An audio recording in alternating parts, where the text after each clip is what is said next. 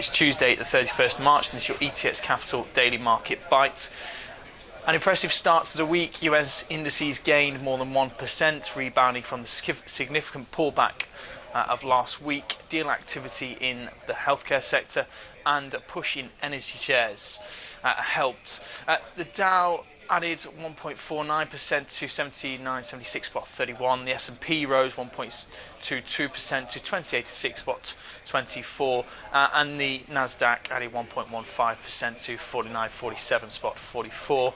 Looking at the FX markets now, of course, the big question at the moment is Greece, and if it can secure aid in the coming weeks. It's already submitted its reform manifesto, but little is concrete about the outcome. The country could run out of cash in just 3 weeks.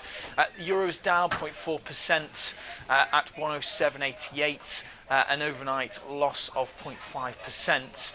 For the quarter, the euro looked to lose about 10% on the dollar.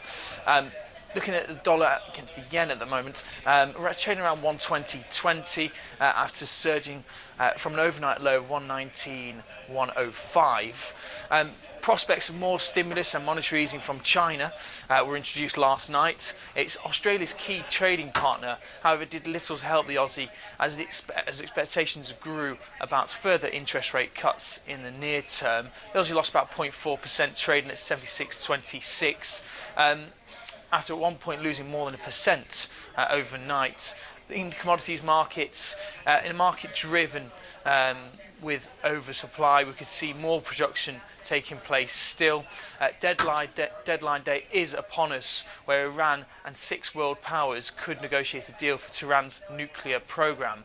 An agreement would facilitate the shipment of more crude into an already saturated market. US crude was down 1.3% at 48.06 barrel. Looking at the equities markets, British outsourcing firm Serco on Thursday launched a £555 million rights issue after a spectacular profit loss of £632 million, and it said it's unlikely to return to sales growth for 3 years. That's off 18.5% to 133.31 this morning. Kingfisher, of course, Europe's biggest home improvement retailer, said on Tuesday it planned to close about 60 underperforming B&Q stores as the group posted a 7.5% fall in annual profit, up 3.18% to 376.90 this morning. Data today at 8:30 we have the UK current account data, expected to be about minus 21.2 billion.